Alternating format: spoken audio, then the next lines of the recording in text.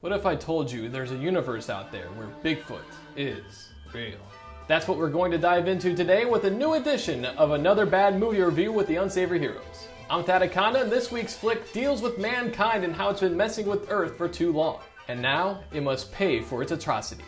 And what would happen if Bigfoot learned archery? Primal Rage!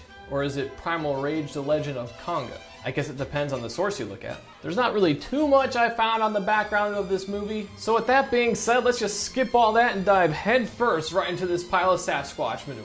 But first, you're definitely gonna need one of these because you're just gonna need it watching this. We begin our story with this slog of an intro, and when I say this is slow, I mean it's 3 minutes of one of our main characters driving around the Pacific Northwest. As if this drive wasn't boring enough, we already know there's not a lot going on in the Pacific Northwest. It's like driving through West Texas. There's nothing there. I get why they went this route, no pun intended. They were clearly trying to establish the sense of not having anything around to help you for miles. And the filmmakers were getting you ready for the dread you were about to feel just by simply watching this. But to help us out, they could have at least cut this down to save us the despair. Ashley picks up her husband Max out of prison. We don't find out what he was in for until about 30 minutes after this, so just be patient. I'll just go ahead and spoil it for you. He basically beat someone up and was behind bars for a year, a month, and 9 days. After driving along for a bit, our two protagonists unleash their wild side. But it turns out all that time away has turned Max into a 2-pump chump. Ashley and Max stop at a gas station and are made uncomfortable by the local townsfolk. Why is it that in movies that have people that live in wooded areas are portrayed as degenerates? I mean, I get it. These guys have rifles. Oh, they're hunters. I know people who are hunters. They do not act this way. I'm pretty sure that people that live in backwoods country aren't all out of deliverance. Squeal! Squeal! The sheriff puts up with the crazy cashier who claims Bigfoot is going around snatching people. Max, the genius he is, decides to open a beer inside the car. Because, you know, what better way to say I'm rehabilitated than instantly breaking the law? Ashley is rightfully pissed at him, and Max gets on the defensive. The two start bickering just before... The whole time I was watching this scene, I was just telling myself, just pay attention to the road. She's never looking at the road during this. I hate when movies do this when people drive. Ashley calls the cops, but Max isn't happy about this due to the beer he spilled from his open container. Rocks start flying at the couple, and Max is drilled right in the dome. I threw a rock at him! His body tumbles into the water, and Ashley jumps in after him. The two get ashore and wait out the rest of the night next to the fire. Alright, let's be real. Max would be borderline dead in this situation. He more than likely has a severe concussion, and he probably has some sort of hypothermia as well. Yes, they do sleep next to a fire, but he also doesn't have any clothes on, and he's shirtless for like the next day pretty much. He does somewhat mention the next morning that his head hurts a little bit. Now I realize this movie is about Bigfoot, but come on, have some sort of realism. Bigfoot, the most sensible character in the whole movie, discards the evidence on the road by pushing the car down the hill and dragging the mangled body away. Back at the sheriff's office, Sheriff and his deputy have a discussion on whether or not they should consider the possibility that Bigfoot is behind all the missing people lately. Sheriff arrives at the woods to check out the scene and finds the car at the bottom of the hill. Ashley wakes up and her clothes are gone. So this couple has just been through something traumatic. And yet when we see her calling out for Max, he's turning a corner, meaning he was nowhere near his wife. They don't know where they are. The situation they're in is pretty dire. They haven't had anything to eat for at least a day, I'm guessing. Why is he so far away from his wife in this situation? The only thing I could really think of is maybe he grabbed some Taco Bell right before he got picked up, and he had the common decency to do that way far away from her, that way she didn't have to smell it. Max does have the right idea to travel along the river to get back up to the road, but the couple hits basically an area where they can't pass. Instead of staying near the river, the two wander aimlessly through the woods. We get this pretty well done reveal of Bigfoot. Huh? Nah, I'm just kidding. Here's the real clip. I actually do like the reveal of the monster in this movie. I like the fact that you don't see him until about the 30-minute mark, so it brings a sense of mystery to your mind. And the fact you don't really know he's there because, let's face it, you're basically paying attention to the two characters as they walk, so you're not really looking to the top of the screen when Bigfoot reveals himself. Well done, filmmakers.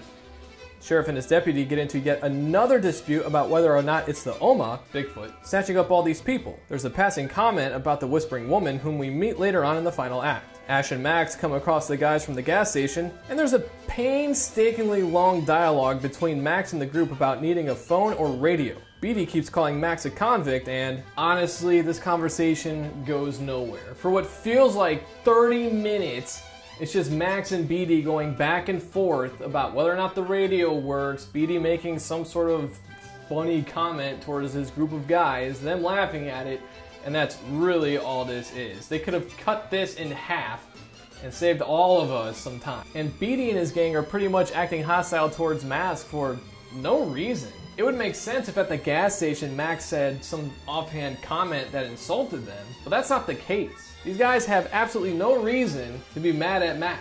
Now it is kind of hinted at that they don't like the fact there's a prison nearby their town, but they have to be used to it at this point, right? Max has given them no reason to justifiably be upset with him for anything. If anything, Beatty's the one in the wrong in this situation. The only reason he's acting this way is just because the movie needs him to. It's not good writing. Anyway, Ashley gets a haircut by Bigfoot, and then he vanishes. Like a fart in the wind. She freaks out and runs to Max's side, riling up Beatty and his gang. They all head out to presumably all of the trucks the guys rode in on to use the CB. Sheriff inspects the car and finds out how the car ended up down the hill, and finds gigantic claw marks on the vehicle. As our gang continues their stroll through the woods, Beatty is still getting on Max about being a convict. I swear this is this guy's only characteristic, and yet I'm pretty sure he has the most lines in the movie. Sheriff and his deputy have another discussion about the Whispering Woman and ancient Native American traditions. Sheriff decides to go to a peyote ceremony with his deputy anyway. Once again, back in the woods, where Beatty continues to harass Max about being a convict and finally switches to being a weird sexual predator. One of his guys breaks the secret about the radio actually not working. Why he didn't mention this 20 minutes ago when the initial conversation was happening, I don't know. Oh yeah, I remember. It's because this movie needed an extra 20 minutes. I guess we'll call him nice guy of the group, scampers away to pee and has two other guys follow him. While keeping lookout, Critter plays live target practice with Bigfoot. Yep, you heard that right. Bigfoot's an archer now. Gordy gets skewered to a tree. To add insult to injury, Bigfoot goes Charlie Kelly on him. I will smash your face into a jelly! Poll question. After watching this movie, who's the better archer? Robin Hood or Bigfoot?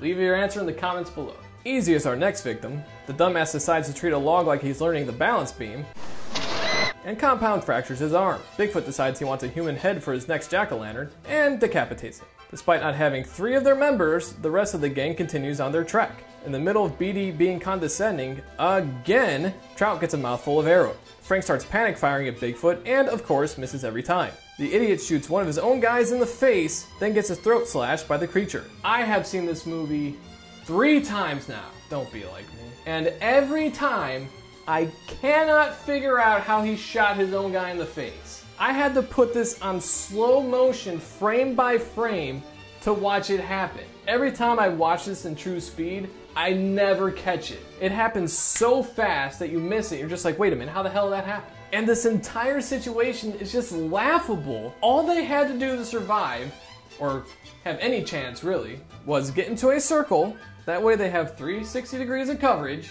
And if they saw anything, point it out so everyone can turn and look and see what they're firing at. So this guy is just blind firing, not telling anyone anything, and you would think for being a hunter, or at least presumably a hunter, he would know something like this. But alas, because we need people to get picked off one by one, and for stupid reasons, this is the result. Ashley reaches out for Max, but almost gets her hand taken out by one of Bigfoot's throwing knives. After booking it and taking shelter with Lefty, the poor guy gets picked up by the head by Sasquatch and is then given a forever smile. You wanna know how I got these scars? Ash makes a break for it, but is taken out by an arrow between the legs. Lefty, who's somehow still conscious, gets treated like one of Gallagher's watermelons. Beatty puts a blast into Bigfoot's shoulder, but because the movie needs him to be an idiot, he gives up another clean shot and gets taken captive. Sheriff takes part in the peyote party and starts tripping his ass off. You know, this is one thing I'll actually give the writers credit for, and it's the sheriff's story arc. In the beginning, he doesn't necessarily agree with the old Native American ways. He's kind of more, I guess I'll call it modernized. It really might be the best way to put it. And his deputy is his counterbalance, trying to get him to accept the old Native American ways. So he goes to the tent, experiences what the old ways are like, and then he comes around and starts to accept them. But then they go and f it all up in the final act. An old witch takes care of Max's wounds. Alright, is it me? Or does this lady just remind you of Tracy Ullman from Robin Hood Men in Tights? That was the first thing I thought of when I saw this. Used to be house. Bigfoot turns Beady into real-life operation. Don't touch the sides! He turns his sight on Ashley, and then, yeah, it's a little uncomfortable. The next morning, Max wakes up to Sheriff in the old witch's shack. They go over the origins of the Oma, being that it's the spirits of the ancient chiefs of the tribe. They've apparently witnessed man destroying everything and have had enough, which is why people are now starting to get snatched. Their plan of attack does not allow them to use firearms due to Bigfoot being able to sense gunpowder from quite a distance. So what does the sheriff decide to do? You guessed it! Bigfoot goes off to meet Max and Sheriff in the woods for the climactic battle. Ashley escapes his lair. While searching for the monster, Sheriff has a panic attack and takes out his pistol. Bigfoot immediately senses this and goes for the kill. I swear, the majority of the people in this movie are idiots. That's how this plot has progressed, just by people simply being stupid. Ashley and Max see each other, but then immediately split up. After Ashley attempts to slay the beast, her and Max hightail it out of there only to separate yet again. This time for them splitting up, I will say actually does make sense. Ashley is going to find the road and seek safety, while Max is staying behind so he can face the beast one-on-one. That I will give them credit for. But where Ash knows to go, who knows? She's been lost in the woods the entire time. She doesn't know where the road is. We finally get to our last stand where Max, for whatever reason, attempts to hurl his tomahawk at Bigfoot. See what I mean about everyone in this movie just being an idiot? Okay. You really have to pay attention to this next sequence coming up because it is arguably one of the biggest rip-offs of Predator I've ever seen. And you just have to wait and see what we're gonna do next week that's even worse than this. First, Max gets backhanded, then gets covered in mud. Yes, I realize in Predator, Schwarzenegger was covered in mud first to hide his heat, but this is more or less the same thing, it's just in a different sequence. Max tries to crawl away, grabs a log, swings at the monster, only to have the wood broken by a forearm block. More pursuit happens until Max is picked up by the throat. The two have a stare down, then Bigfoot opens its mouth. Tell me this isn't the same as Predator. You can't. It's basically a mirror image. Max stabs Bigfoot in the arm to break free of his grasp, and then runs about 20 feet before walking straight into a trap Sasquatch set up. No idea how Bigfoot knew this fight was going to end up in this area. Just lucky, I suppose. I suppose. Yes, I suppose. Even after being dragged, Max still manages to find the trap's release to once again escape Bigfoot's clutches. We then get a Kill me, I'm here, kill me! moment as Max seizes his chance to shank Bigfoot and end their battle. But not before Max just snaps and continually crushes the monster's head with a rock. Stop! He's already dead! Ashley makes it to the road and it's assumed she's safe. Max takes 2 arrows to the abdomen because, as it turns out, there's more than one Bigfoot. That's Primal Rage, ladies and gentlemen. There's not really much more to add. There is a little post-credit scene, but it doesn't add anything to the movie. This is the first review we have done on here where I can honestly say, stay away. I mean, my God. For a movie that's an hour and 45 minutes, you feel every second of it. If there's anything positive about this, I would say the makeup and the gore were done really well. And even the Bigfoot look was good, so kudos to them. As for everyone else, I feel kind of bad for Andrew Joseph Montgomery, who played Max. As of the making of this video, this is his only credit according to IMDb. I'm pretty sure the only reason he got this part was because of the shirtless scenes.